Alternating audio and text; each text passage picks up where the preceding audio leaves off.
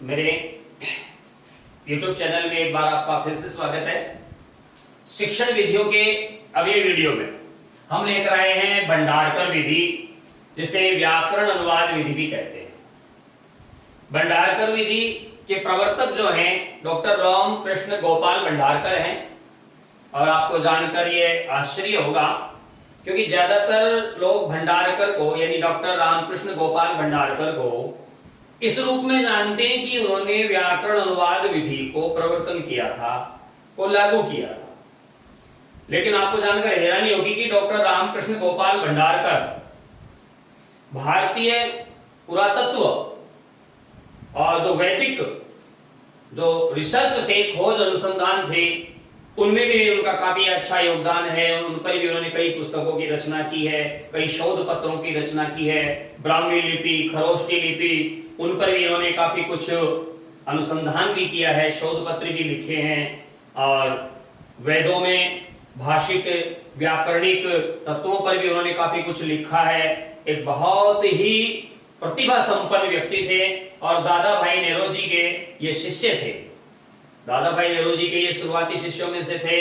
और वामन शिवराम आपटे जो इनके समकक्ष थे, समकालीन थे, उन्होंने भी व्याकरण अनुवाद विधि के बारे में पुस्तक लिखी है।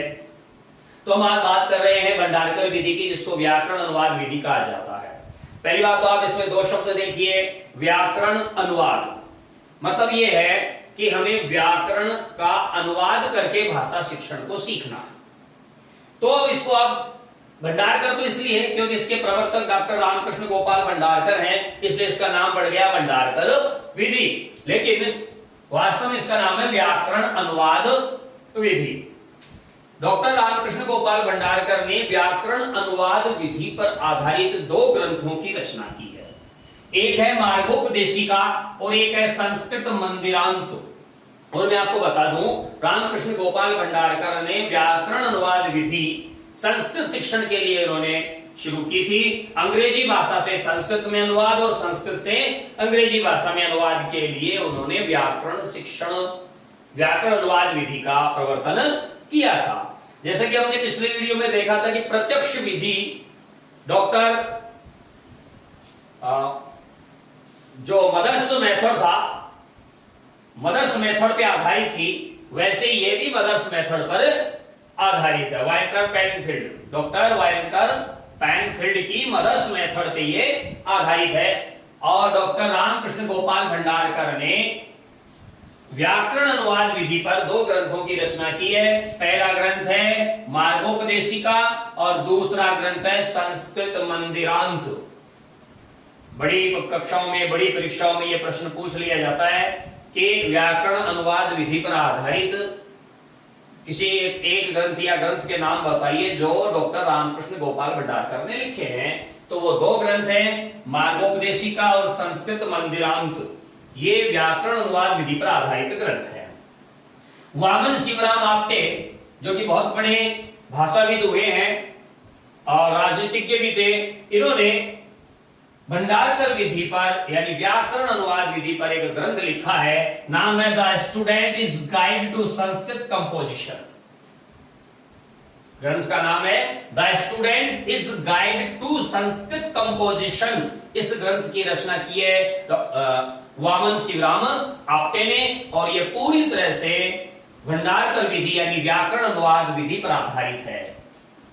प्रस्तुत करता इसके होंगे डॉक्टर रामकृष्ण गोपाल भंडारकर।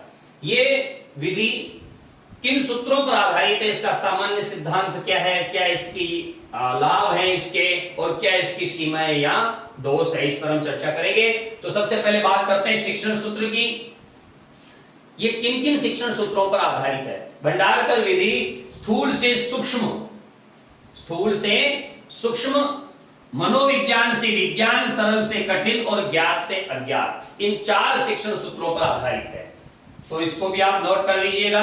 भंडारकर विधि स्थूल से सूक्ष्म, मनोविज्ञान से विज्ञान, सरल से कठिन और ज्ञात से अज्ञात की ओर शिक्षण सूत्रों पर आधारित है। उद्देश्य इसका क्या है? उद्देश्य देखिए, एक तो होती है समग्र इकाई, गेस्टाल्टवाद जिसको कहते हैं, समग्रता का सिद्धांत जिसको कहते हैं, एक होती है कि उस समग्र इकाई को अलग अलग भागों में विभाजित करके उसके शिक्षण को सरल बनाना। तो भंडारकर विधि इस मायने में उपयोगी विधि है कि इसने संपूर्ण जो भाषा का जो व्याकरण है उसको अलग अलग वर्गों में विभाजित किया है। तो पहला उद्देश्य इसका भाषा का वर्गीकरण करके सरल ढंग से प्रस्तुत करना।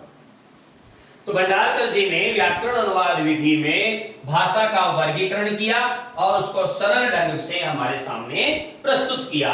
दूसरा उद्देश्य है रटंत प्रणाली की अपेक्षा विद्यार्थी की बौद्ध शक्ति को जागृत करना, यानी रटने पर कम महत्व दिया गया है। विद्यार्थी की जो बौद्ध शक्ति है, ज्ञान शक्ति है, उस बौद्ध शक्ति को जागृत करना और उसको अभ्यास पर बल देना, रटने पर नहीं, अभ्यास पर बल देना। और आप और हम सब जानते हैं कि करत करत अभ्यास के जड़मति होत सुजान, रसरी आवत जात के सिल पर परत निशान। बार बार के अभ्यास से व्यक्ति मूढ़मति भी ज्ञानी बन जाता है। तो इसने अभ्यास पर बल दिया है। इस मायने में ये ठीक है, रटंत प्रणाली का इसमें निषेध है और विद्यार्थी की बौद्ध शक्ति को इसमें जागृत करने का प्रयास किया है।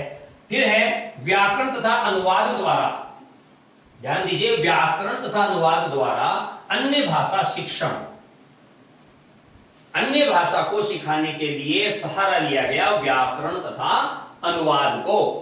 हम भी जानते हैं कि किसी भी भाषा को सीखने का प्रथम आधार व्याकरण होता है। अच्छी बात है, व्याकरण से हम भाषा के प्रारंभिक ज्ञान की शिक्षा ग्रहण कर सकते हैं, लेकिन यहां पर एक चूक हो जाती है।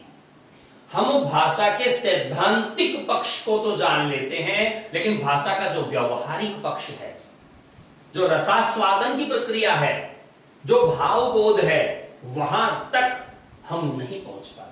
ये इस विधि का सबसे बड़ा दोष है कि भाषा के सैद्धांतिक पक्ष तक तो ये हमें ले जाती है, क्योंकि व्याकरण का वर्गों के हिसाब से वर्गीकरण करके, क्लासिफाइड करके हमें उसका अध्ययन करा दिया जाता है, लेकिन हमसे व्यवहारिक पक्ष अछूता रह जाता है। रसास्वादन हम नहीं कर सकते, केवल और केवल उसके सैद्धांतिक पक्ष की यहां पर हम चर्चा कर सकते हैं। भाषा का प्रारंभिक ज्ञान प्रदान करना, इसमें भाषा का प्रारंभिक ज्ञान प्रदान किया जाता है व्याकरण और ट्रांसलेशन, ग्रामर कम ट्रांसलेशन मेथड अंग्रेजी वाले कहते होंगे। तो इसमें भाषा का प्रारंभिक ज्ञान दिया जाता है जो कि व्याकरण होता है। अन्य भाषा अध्ययन में भय को दूर करना सबसे बड़ी समस्या, इससे भय दूर होता है।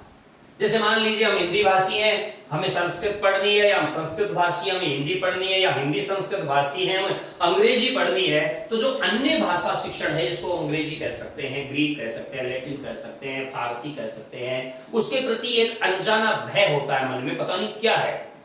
उस भय को ये दूर करता है, क्योंकि अन्य भाषा के नियमों का ये मातृभाषा प्रथम भाषा में उसका अनुवाद करके सरलतम रूप से हमारे सामने प्रस्तुत करता है। इसलिए जो अन्य भाषा अध्ययन में हमारे सामने जो भय होता है, इससे दूर हो जाता है। और इसकी एक सबसे बड़ी खासियत है कि इसमें हमें बिना किसी की सहायता से स्वतंत्र अध्ययन का अवसर भी मिलता है। कई बार नियंत्रित परिस्थितियां ऐसी होती हैं कि विद्यार्थी कक्षा तक नहीं पहुंच पाता, अगर वो इस पुस्तकों को थोड़ा बहुत उसको ज्ञान हो तो इसके माध्यम से वो अन्य भाषा सीख सकता है।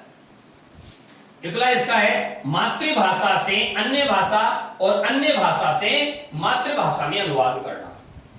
मान लीजिए हम हिंदी भाषी हैं और हमें इंग्लिश पढ़नी है, तो हिंदी से इंग्लिश में ट्रांसलेशन और इंग्लिश से हिंदी में ट्रांसलेशन।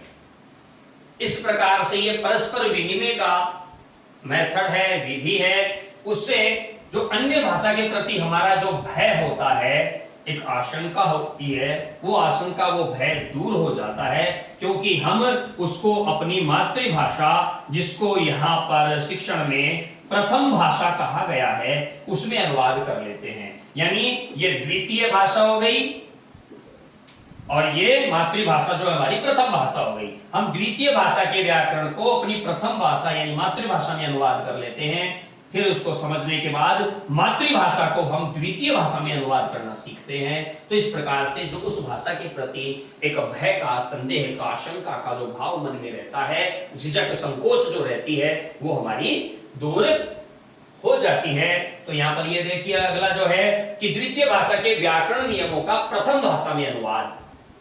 व्याकरण के नियम अंग्रेजी के हो चाहे संस्कृत के हो, मुख्य रूप से अंग्रेजी और संस्कृत भाषा शिक्षण में इसका प्रयोग किया जाता है और हमारे यहाँ इन दोनों भाषाओं में इसका प्रयोग होता है। तो द्वितीय भाषा हो गई या तो संस्कृत या अंग्रेजी। तो अंग्रेजी या संस्कृत के जो व्याकरण के नियम हैं उनको हम सरलतम रूप से हमारी मातृभाषा यानी हिंदी में उनका अनुवाद किया जाएगा, उदाहरण दिए जाएंगे, सिद्ध किया जाएगा। उसके बाद हम अपनी मातृभाषा के वाक्यों का निर्माण करेंगे और द्वितीय भाषा जो कि अंग्रेजी हो सकती है, संस्कृत हो सकती है, उसमें अनुवाद करने की चेष्टा करेंगे। तो इसमें क्या होता है कि बार बार अभ्यास का समय मिलता है, इसमें रटने की प्रक्रिया का कोई स्थान नहीं है। तो इस लिहाज से ये बहुत ही अच्छी विधि है। अब इसके कुछ लाभ हैं और कुछ हानियां भी हैं, क्योंकि लाभ और हानि है कि सिक्के के दो पहलू हैं, एक लोगे दूसरा अनिवार्य रूप से मिलेगा, मिले चाहे कम। तो इसके लाभ की जब हम चर्चा करते हैं तो सबसे पहला देखिए, प्रत्येक पाठ स्वयं एक स्वतंत्र इकाई है। प्रत्येक पाठ स्वयं एक स्वतंत्र इकाई है, यानी एक पाठ को एक इकाई के रूप में पढ़ाया जाता है, इसलिए ज्यादा हमें उसमें बोझिल होने की आवश्यकता नहीं होती है। दूसरी बिंदु जो इसका है, गुरु की सहायता के बिना स्वतंत्र अध्ययन हेतु उपयोगी। गुरु की सहायता के बिना स्वतंत्र अध्ययन हेतु उपयोगी। जैसे मान लीजिए आप कॉलेज गोइंग स्टूडेंट हैं, आपको ग्रीक भाषा सीखनी है, लैटिन भाषा सीखनी है, आपको मातृभाषा आती है, अंग्रेजी आती है या और कोई भाषा आती है, तो आप इस विधि के द्वारा बिना किसी व्यक्ति की सहायता से इन पुस्तकों के द्वारा उस भाषा के व्याकरण को अपनी भाषा में अनुवाद जो उसमें दिया हुआ होता है उसको समझते हुए अपनी भाषा से उसमें अनुवाद करने का अभ्यास करते हुए आसानी से अन्य भाषा हम सीख सकते हैं। इस वजह से इसमें स्थान भी कम चाहिए होता है, समय भी कम चाहिए होता है और खर्च भी कम होता है। तो कम समय में स्वतंत्र अध्ययन द्वारा अधिगम सुगमता से किया जा सकता है। और सबसे बड़ी बात कि इसमें व्याकरण के जो नियम हैं बड़े ही सुंदर ढंग से वर्गीकृत और व्यवस्थित किए हुए हैं, वर्गीकृत और व्यवस्थित किए हुए हैं, अलग अलग नियमों में उनको बांधा गया है। लेकिन कहीं पर इसके दोष भी है और वो दोष कौन से हैं उस पर भी हमें विचार करना चाहिए। भाषा के महत्वपूर्ण अंगों की उपेक्षा। भाषा केवल व्याकरण नहीं है, गद्य भी है, पद्य भी है, रूपक भी है, नाटक भी है, बहुत सारी विधाएं भाषा में होती है, उन सब की उपेक्षा होती है। यानी हम इसको यूं कह सकते हैं कि इससे भाषा का केवल सैद्धांतिक ज्ञान मिलता है, व्यवहारिक ज्ञान यानी भाषा का जो व्यवहारिक पक्ष है वो इसमें उपेक्षित रह जाता है, उसकी उपेक्षा हो जाती है। यानी भाषा का जो विकास सर्वांगीण होना चाहिए, समस्त अंगों का होना चाहिए, वो नहीं हो पाता है।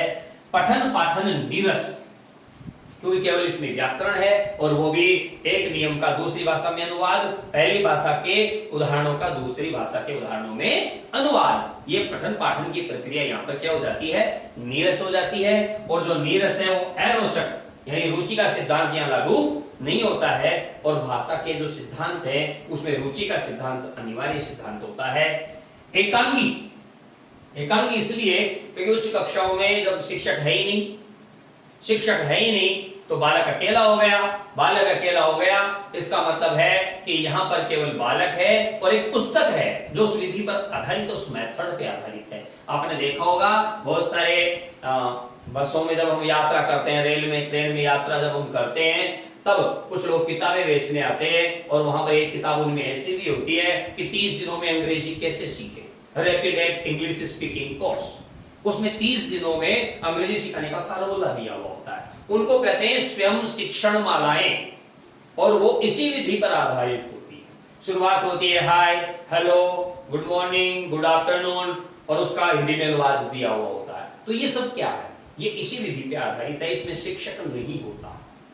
उच्च कक्षाओं में शिक्षक की आवश्यकता नहीं होती है, इसलिए ये एकांगी हो जाता है। क्योंकि ये हम यहाँ पढ़ चुके हैं, ये रहा कि गुरु की सहायता के बिना स्वतंत्र अध्ययन हेतु ये उपयोगी है। तो इससे क्या हुआ, शिक्षण एकांगी हो जाता है। गद्य पद्य रूपक आदि भाषा के साहित्यिक रूपों की इसमें उपेक्षा होती है, रसास्वादन की प्रक्रिया नहीं हो पाती। और जब तक रसास्वादन भाव विभोर होने की प्रक्रिया नहीं होगी भाषा के संपूर्ण पक्षों का विकास नहीं होगा। इस वजह से इसकी कुछ कमियां भी हैं तो कुछ इसके लाभ भी हैं। तो ये आज हमने इस वीडियो में भंडारकर विधि की चर्चा करी है। भंडारकर विधि को व्याकरण अनुवाद विधि कहते हैं और डॉक्टर रामकृष्ण गोपाल भंडारकर ने अपनी इस विधि को समर्पित 2 ग्रंथ लिखे हैं, मार्गोपदेशिका और संस्कृत मंदिरांत। और वामन शिवराम आप्टे ने भी इस पर एक ग्रंथ की रचना की है जिसका नाम है the student is guide to Sanskrit composition. इस नाम से वामन शिवराम आप्टे ने ग्रंथ की रचना भी की है। और बाकी ये इसके उद्देश्य हैं, शिक्षण सूत्र, लाभ और हानि, सीमाएं, दोष जिसको कह सकते हैं। तो आप ऐसे ही और वीडियो देखने के लिए और अधिक जानकारी प्राप्त करने के लिए सब्सक्राइब कीजिए मेरा YouTube चैनल और लाभ उठाइए अनगिनत वीडियो जो कि हिंदी, संस्कृत भाषा, व्याकरण, साहित्य और शिक्षण विधियों से संबंधित हैं। सब्सक्राइब कीजिए और शेयर कीजिए। धन्यवाद। जय तु संस्कृतम, जय तु भारतम।